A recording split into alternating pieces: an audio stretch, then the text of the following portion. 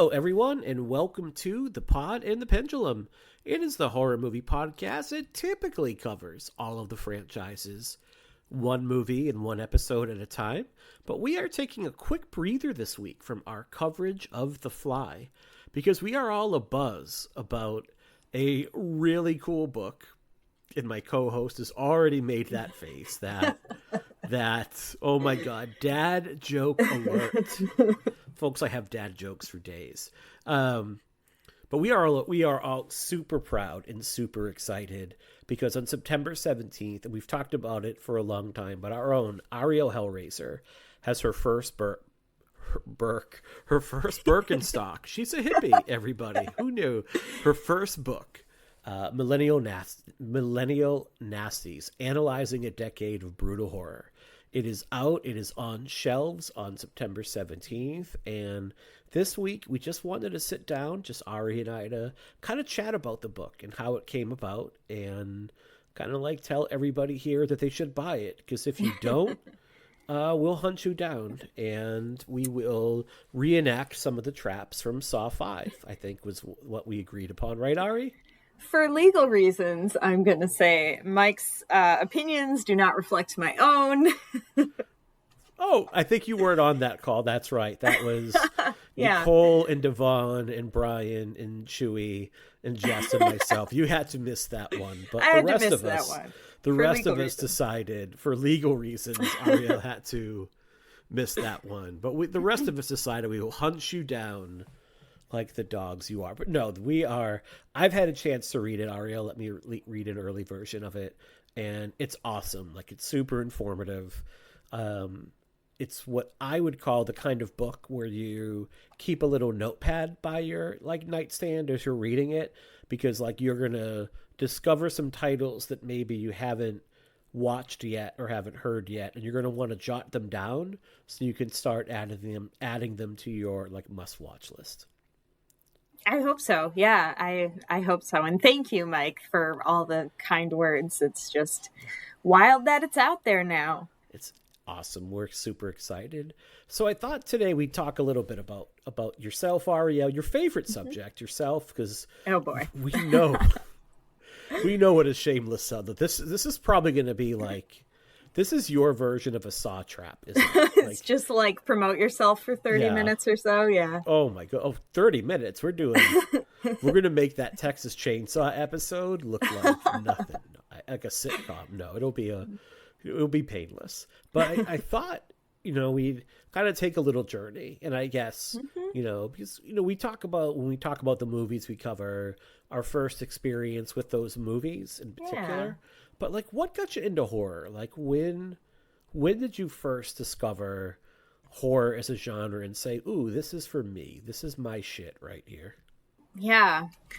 I wish I had a cool sleepover story of somebody having a copy of The Evil Dead and us all watching it and getting scared or something. But the truth is, I don't remember a time in my life before horror stories.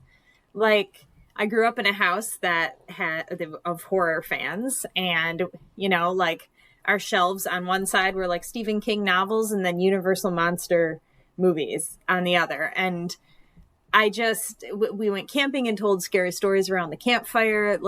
It's just kind of always been there, and it's always been my favorite. So truly just never been without it. Really? Yeah. So mom and dad were both horror fans. Mm-hmm. I always find that fascinating, because I'm someone that has passed down my love of stuff to my daughter. I think part of the reason to have children is to kind of if you choose to have kids, if you want to, is to pass stuff down to them so you can kind of relive it again for the first time. Because, I like cool stuff. Why wouldn't I want to get someone into it? But as you get older, it's harder to grab random people on the street and say hey, you should watch The Evil Dead Part 2. There's laws against that. What was in terms of what you could and couldn't watch? Was there ever anything where your parents are because you love some of the nastiest horror that's out there? I do. Was there ever anything growing up where your parents are like, no, this is the forbidden fruit. Like, this is your not quite ready for prime time yet?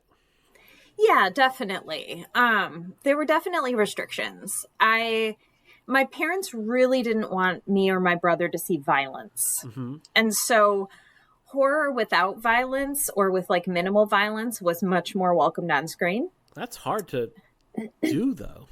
It is, yeah. And like things like Stephen King miniseries, because they were made for TV and edited for TV, those had less on-screen violence. So those were more appropriate to see. We watched a lot of that. Or like if particularly my dad could watch something with me and have a conversation about it, he could be more open to me seeing something. So there definitely were rules. I was allowed to read anything I wanted. So there were no restrictions on what we were allowed to read, except I was told I wasn't allowed to read Gerald's Game. And so I obviously read it immediately. And I understood why my parents drew the line on that one. But yeah, otherwise books were fair game, but movies and TV had to be a conversation. Out of curiosity, why were books fair game versus film? Well, my mom was a librarian, so that's probably part of it. Like, she was just super stoked if her kids wanted to read. And I think, whether or not anybody agrees with this, like, I think my parents felt that there was something different about seeing something depicted visually versus reading about something and using your imagination. Sure.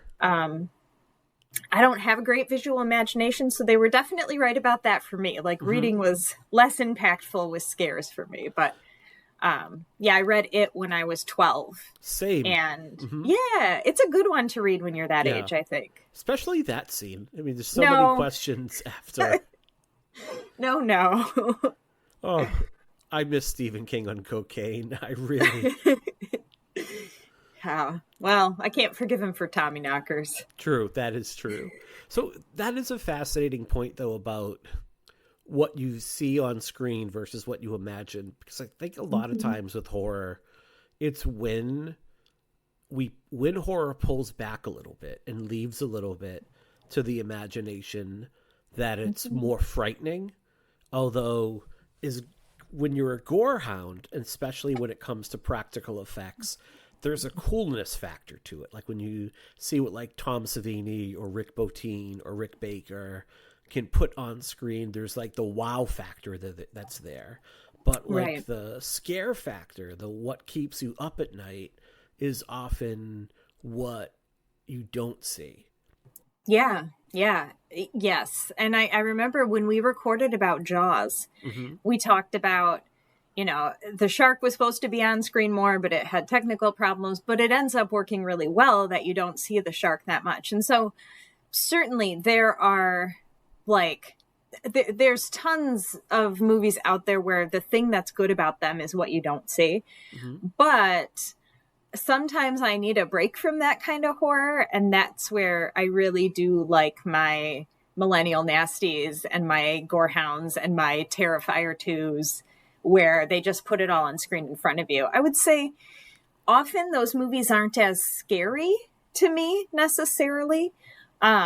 So I guess it just kind of depends on what you're looking for, what you're in the mood for when you sit down to watch a movie. Well, that's a wonderful transition right there, Ariel, and I appreciate that. That's as smooth as a transition as we can make. When did you start making that turn towards like that more visceral sort of horror? Like, what was it about this period in particular horror that really called to you, and when did it first start calling out to you? Yeah. So, I was like coming of age in the time of these 2000s horror movies. And so it really was kind of like perfect timing for me. And my best friend growing up, he did not have as many restrictions on what he was allowed to watch. And we were not well supervised at his house. So we would just like try to get our hands on whatever we could in the days of video stores and watch whatever it was that we could find. The video store had Texas Chainsaw 1 and 3, but not 2. So we watched 1 and 3. Like, that's just, what choice did you have? And so as like in middle school, you know, my parents got more comfortable like dropping me off at the theater to like go see movies with my friends and things like that. And you know, the time-honored tradition of sneaking into R-rated movies, which I feel like you can't do anymore because now you have to buy your specific seat. Back in the day when you didn't have to buy your specific seat, man, sneaking into movies was a really fun time. It's a little harder. Yeah, I feel like these kids these days don't have it as easy. Like, we could do it pretty easy. So the trick to it is to kind of like hang back a little until the theater fills up. I also think movies don't sell out as much as they used to either. That's probably true. There's a theater I go to a lot. It's all one level and it's all one long row. And if you can figure out like what's playing when, like there was one day where I bought a ticket for Scream 6 and then did 65 and just walked right in. And then that ended, and 2 minutes later, like Creed 3 was playing, and it was just like just bop, bop, bop, and it was like midday, so no worries. Yeah. whatsoever. Oh yeah, those wouldn't be sold out. Yeah. So, to your question though, I feel like as I was getting more like independence and being able to like hang out with my friends with less supervision, and we could figure out ways to watch things on our own, is right around the time the 2000s, like the movies I wrote about in my book were kind of happening too. So as I was like developing my own sense as a horror fan, these movies were right there with me. Excellent. Okay. What was the first of these, like what we call torture porn, or the millennial, what was the first of these, like what we call torture porn, or what you call millennial nasties? Like, what were the first ones that really kind of like spoke to you? I saw in the cinema. Okay. And that was the one. That was the big one that did it. And I know we talk about this for like 1,000 hours last year, but it really, like, the ending blew me away. I couldn't believe like something could surprise me so much. And just like the combination of the police procedural with the gross violence, I was like, give me more of this. And then the journey of Saw ramping things up as it went, and the other movies kind of following suit with that. I just went on that journey with them throughout the 2000s. Excellent. And do you think there was something about where horror had been just a few years before this that kind of made people ready for this kind of nasty horror again? Because it feels like the late 90s horror got big again. Like the early 90s, kind of fallow, not a lot of like great horror that was out there. And then by like the mid to late 90s, it seems like there's like a new teen slasher rebirth. There's like early found footage movies like the Blair Witch Project. But it feels a bit tamer. I mean, let's be real. Like, it does feel a little bit tamer in terms of overall, like, gore and violence. It's very polished. Yeah, that's a good word. Polished. Like, Dimension films in particular. There's a lot of, like, television stars that are now appearing in horror movies versus virtual unknowns. Like, now you're getting, like, the cast of Party of Five in horror movies. Right. Right? Do you think that helped contribute to this kind of turn towards like a more like a violent and in your face horror again? Absolutely, I do. I think, one of the things I love about the Pod and the Pendulum is that we do the background on the franchises. And if you kind of listen through this pod, there's definitely a history of horror that you can piece together. And every era of horror is responding to what came before it, and then the next one responds to what came before it. And the 90s were, especially in the West, really a time of like prosperity, and we kind of felt on top of the world. And in the 2000s, that changed with terrorism and war and economic downturn, and just feeling really like we had lost a sense of security, especially in the United States. And so I think that was a big impact on it, what was going on globally, but also just responding to okay, we did our time with the really polished slashers. Even though that didn't last very long, it feels like there's a lot packed into a short period of time. And so the next era of horror did something really different, swung in a different direction where there was a lot of violence on screen and it was less polished. And then the next era of horror swung in a different direction. So yeah, I think it was kind of the perfect timing for Millennial Nasties to take hold. And anything else, like if it had been a different combination of history, it might not have happened. Yeah. When did you decide you wanted to write about this subgenre? When did you decide, like, I've got enough knowledge in me, I want to get this all on the page? I feel like it was late 2021. Because early 2021 is when I started writing for Ghouls. And I started writing for Ghouls because I really wanted to write about Saw. And I had a piece on Saw that I wanted to publish, and they let me publish it.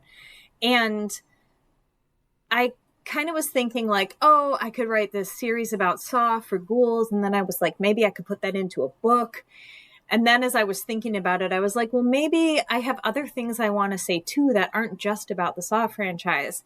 And it was just kind of this little seed of an idea in my head that I just kept to myself for a while and thought about, like, am I going to get sick of this idea in a week and wish I never told anybody? Or is this really going to become a thing that I do? And so in 2022, I started like outlining it and sort of like researching for it and rewatching a lot of these movies.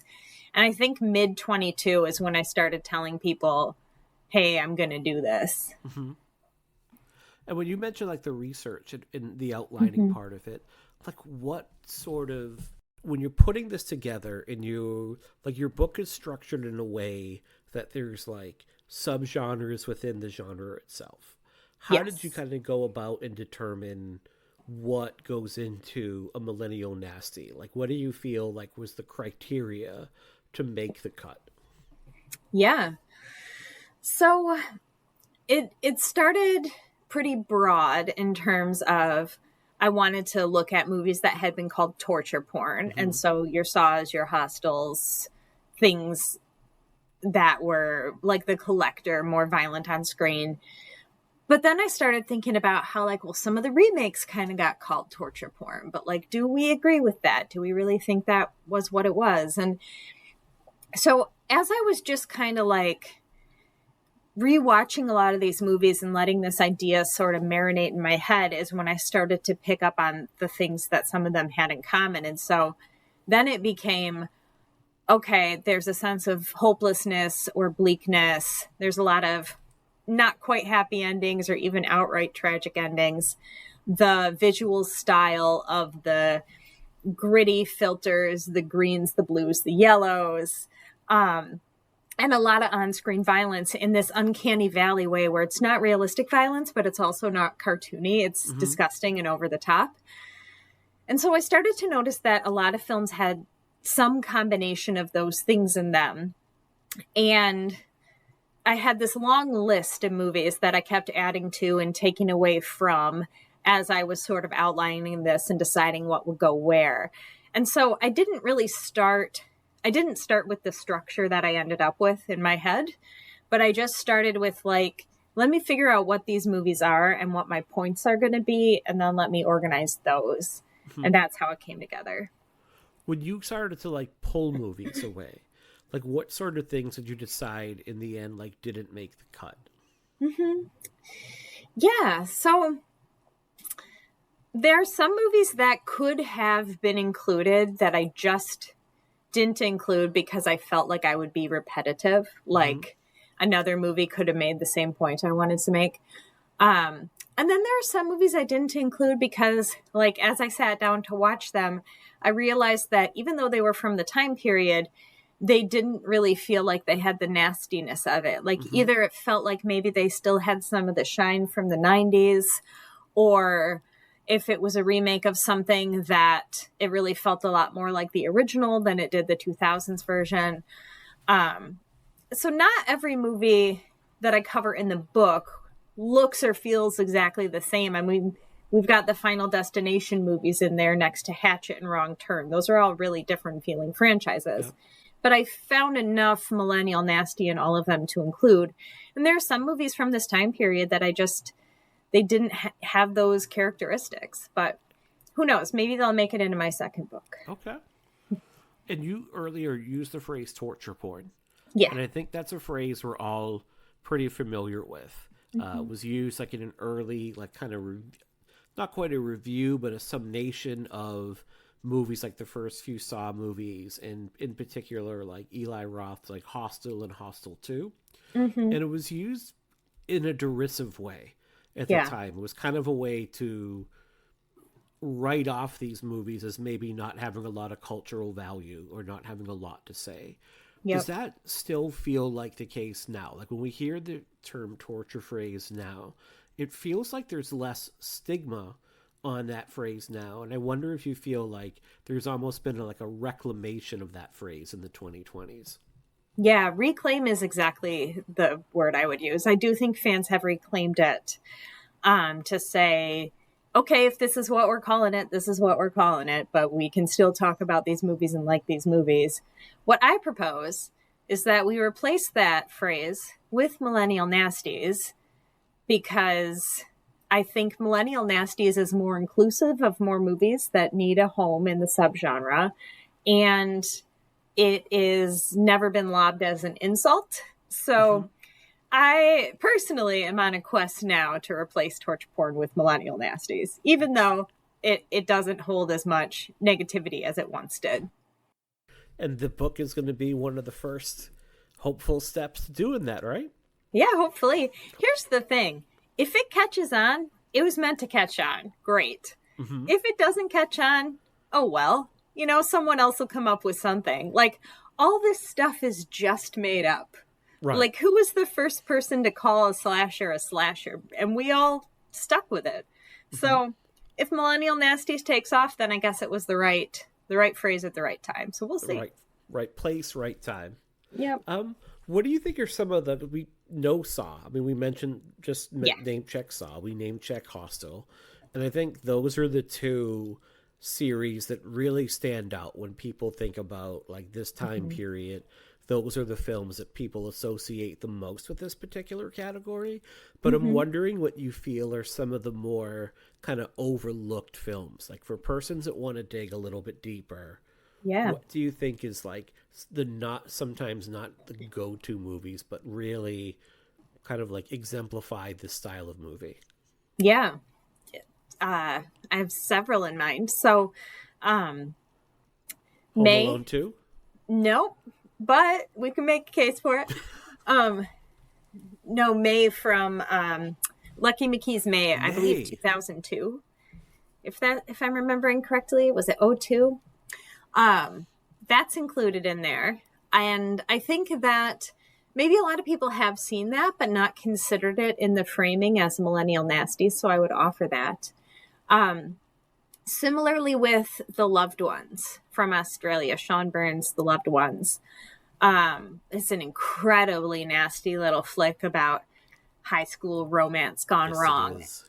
And it's a little bit more fun. Like, it's very dark, but the energy of it is a little bit more fun than like a Hostel. So I would offer that up. And if you really want to go like gnarly, I would say there's a movie called Captivity that I think a lot of people haven't seen. That is, you could call this one torture porn and you would not be wrong. It's a story of a woman taken captive. In the book, I pair it with a movie called P2, which is kind of like a survival thriller about a woman trapped in a parking garage on Christmas. Captivity and P2 have different vibes in terms of like how dark they are, but they're both about a single woman being trapped by a man and trying to figure out how to get out of it. And not a lot of people, I feel like not enough people have seen the Hatchet films. I don't know why those fly under the radar.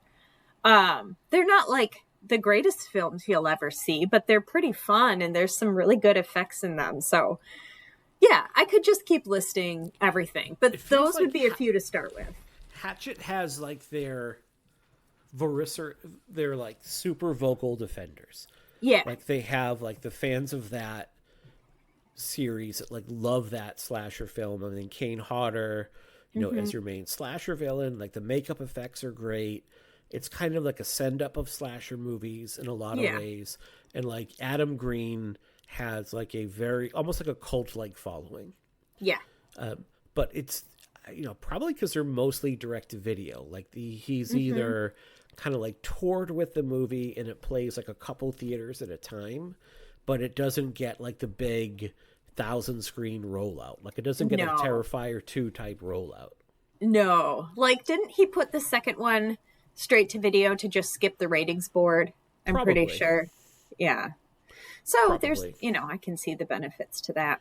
You mentioned The Loved Ones, and that's one of my favorite movies of the past 20 years. It's so good. Sean Burns did that. I think was it The Devil Inside? Not The Devil Inside. The Devil's Candy. The Devil's Candy with Ethan Embry. Which is also a banger. Yeah, which is like a total dad goals movie. Yeah, watching that. But Loved Ones is also just super nasty gore. Mm-hmm. I feel like unlike a lot of torture porn, that's got a sense of humor to it. Like some of it is deliriously funny. And that's Australia for you. Yeah. Like they'll go really dark and then they'll make a joke in the next instant. Yeah, like Wolf Creek also comes from Australia. And yes, it does. I can't watch that movie. Like that's fair one enough. that it's just too, like, that's not my bag. I just can't get into that level of meanness. Yeah, it is quite mean. That is true. And what do you think it was about this time period too? Like so many of these movies now, we're not talking about films just from the United States. Like we're talking about films from Australia. I know like this is the time of the New French Extremity. What do you think it was about this being not just like an American phenomenon, but really kind of like a global phenomenon? Yes, it definitely was. So I think this is another like converging of many factors at the right time. So while 9/11 happened in the United States, it had an impact on the whole world. The economic downturn had an impact on the whole world. Everything that was happening was, I shouldn't say everything, but like a lot of the major news events were impacting people all over the world. And footage was being broadcast all over the world. So internet was much more common in homes around this time in the 2000s. Like a lot of people had access to the internet and access to things you could find that you never could find before. So, you think about the Texas Chainsaw Massacre and Last House on the Left being made in response to Vietnam footage. And some of these movies coming out of the 2000s being made in response to war footage that we were seeing and the horrible things you could find on the internet, like actual beheadings and that. So I think because of the global feelings of like fear and worry combined with what we could see in our homes on screens, the movies felt like they had to go harder because people were becoming desensitized. And then every time one filmmaker in one country would push it farther, another filmmaker in another country felt like they could push it a little bit farther. And so the ramping up effect was really global too. And I think, I don't cover New French Extremity in my book because I think that's already really a well-covered topic. And there are other people who are more experts in it than me. But that is a movement that came out of its own cultural forces. And similarly, at this time period, Japan's having a movement of some extreme movies coming out of its own cultural forces. And so I narrowed my scope to English language films to try to give a little bit like an area of focus. Because I think if you did try to explore this all globally, all at once, it would become a really big project. But you could definitely break it up into, continents and see a whole picture of this happening throughout the world at the whole time. Yeah. You mentioned there like global anxieties or like global fears that were going on. And the fact that like what we used to only see in fiction now, like we're getting delivered to our email box. Like now we're seeing in streaming video. And I'm wondering if like part of the response of these movies in the fact that they're so extreme, if it almost like is a way to kind of ease anxieties, if it's a way to kind of like the exposure to stuff that is so violent and visceral on screen is almost a way to kind of ease our own panic and anxiety to a world that is kind of like making less sense to us every day. Yeah, absolutely. I mean, I think a lot of horror fans would say that part of what they like about horror is like a safe catharsis. And so I think if we're seeing the violence of war on our screens, seeing some fictional violence can be a way to process that in a more contained way. And not only is there a book now that's coming up, but you also took part in a documentary that is playing the festival circuit, correct? It made it, so it's a debut at Fright Fest in the UK? It did, yes. That was the premiere. So it's called Generation Terror. What can you tell us about like this documentary and your part in it? It's directed by Sarah Appleton and Phil Escott. And Sarah Appleton, you might know her other two documentaries, The Found Footage Phenomenon and The J Horror Virus. So, like, she does excellent documentaries. Hers, I mean, quite frankly, she doesn't miss. And Phil works for Second Sight, and he's an awesome guy who knows his way around film. Absolutely. And they made a documentary all about the same era of film. They look back a little bit further and kind of start in the 90s and sort of talk more about that history going into the 2000s and what brought us there. They're interviewing directors and filmmakers of the time. They got Rob Zombie and Cherry Moon Zombie. They got Adam Wingard in there, Christopher Smith, Neil Marshall, Kurosawa they got. And like, then there's me amongst all these talking heads. No, they did have a few like critics and writers too. Prince, who I believe writes for Fangoria, Amber and Zoe, who have both written for Fangoria and all over the place. And so I was invited on because of Millennial Nasties. And it was like shortly after I announced the book deal that I had with the publisher that Sarah reached out to me to invite me to be a talking head in the documentary. So that was really cool that these two projects that just happened to be happening at the same time, and I got to be involved in both of them. Awesome. Yeah. And how was the response to it at its premiere at Fright Fest? It was very positive. It was so cool. It was playing in one of the smaller cinemas because they have several cinemas going at once. And this was in one of the smaller ones. And they had to turn people away at the door. Like more, it could have packed a bigger theater. Nice. And I got to sit next to Christopher Smith and tell him how much I love Creep and Triangle. And like, he was so lovely and nice to me. And then like everybody just seemed really positive and engaged. So it was awesome. I got to meet Janine Pipe, who wrote Sausages, The Making of Dog Soldiers. So I was definitely starstruck, but also like I was a part of the movie. So I don't know what to do with that feeling. Awesome. Yeah. And the book is coming out, like we're posting this on the 16th. So as you're listening to this on your morning commute, folks, you can be ordering it and it can be in your mailbox the next day. So if people want to order this book, how should they be doing it? What's the best way? Should they be just like driving up to your house, like knocking on your door and like handing you cash? Please do not do that. I will call the fucking police. Like you'll call Sting and Adam Copeland, not Adam Copeland. Is it Adam Copeland? I don't Stuart think Copeland. Yeah, that's the one. Who's Adam Copeland? That's Edge. Yes, I mean, we that's think right. we know him. I mean, maybe I will call Adam Copeland. No, go to Encyclopocalypse.com, and if you can, it's best if you order directly from them. Like, that's better for the publisher. But international orders, they can't do. So if you scroll down on the page, there's international shipping options, and you can get it through Amazon and Barnes & Noble and a bunch of other sellers. But if you can buy it through Encyclopocalypse.com, that is the best way to do it. And that's pinned on all my socials. So if you can't figure out how to spell it, you can just go to my Twitter, my Instagram, and follow the link. And we'll have links in the show notes as well to all that. Perfect. So click some of those links here. So when you're writing this book and you're researching this book, is there anything that you kind of like rediscovered or kind of like recontextualized when you're rewatching these movies? Like, what surprised you as you were kind of putting this together?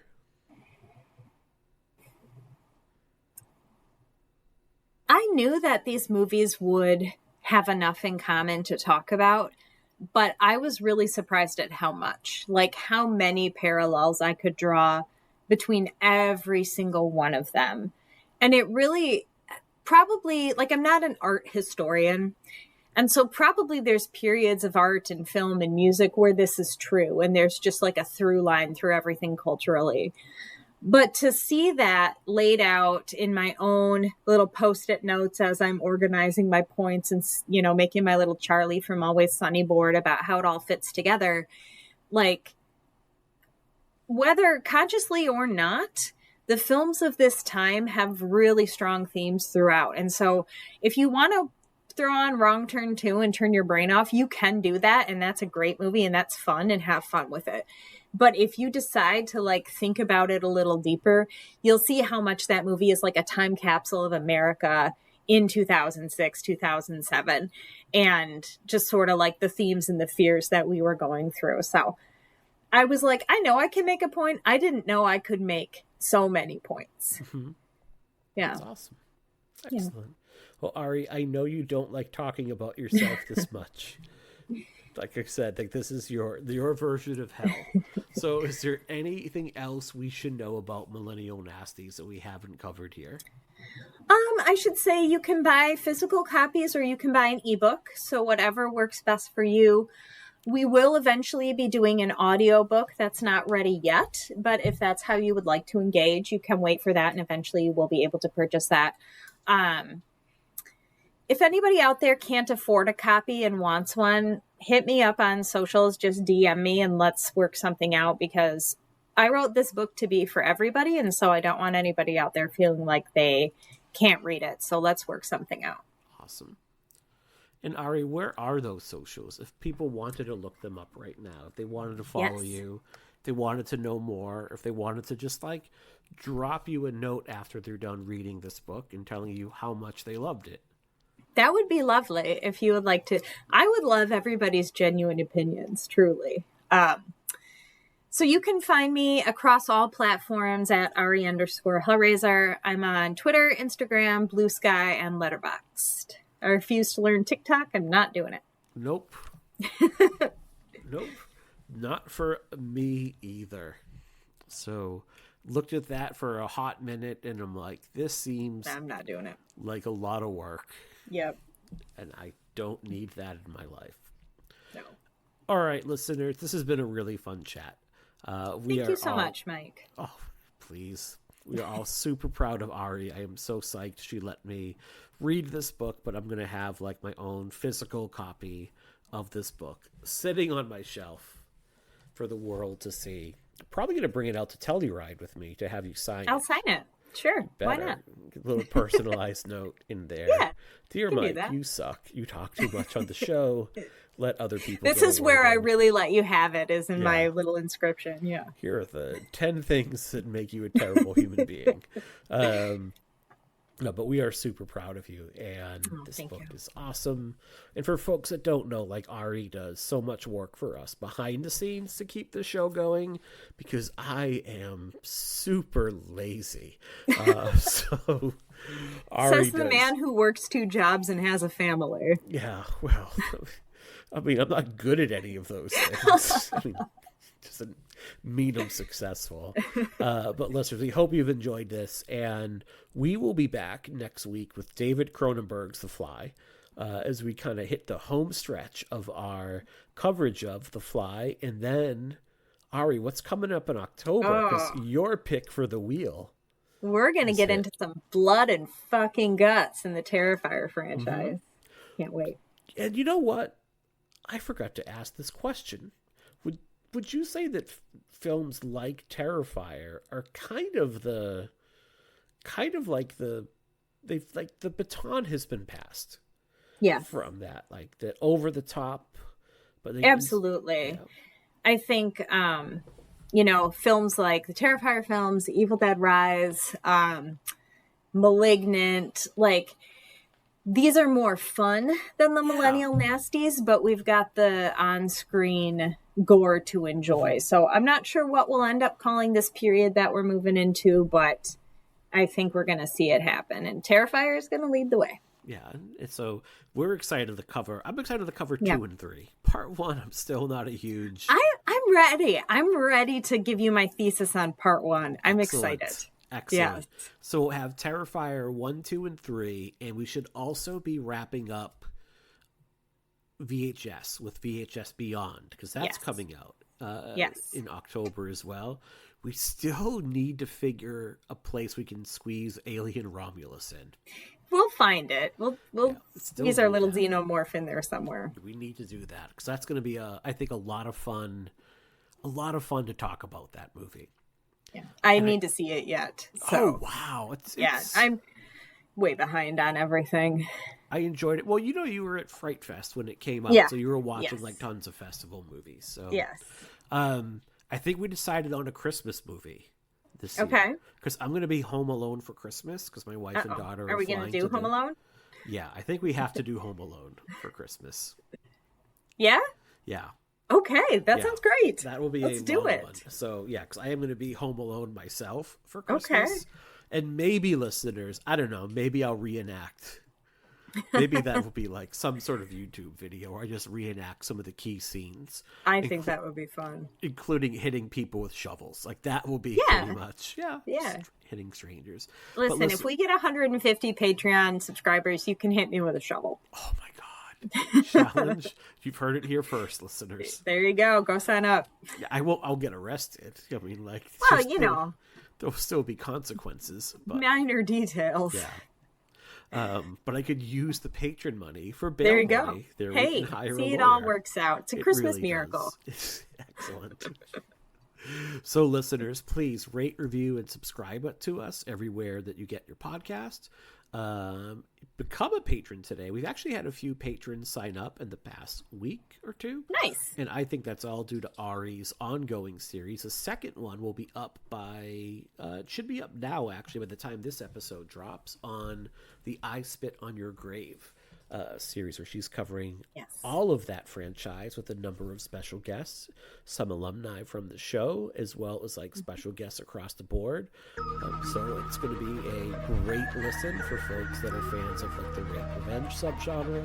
And like Ari said on the first episode, not everybody talks about those movies in particular.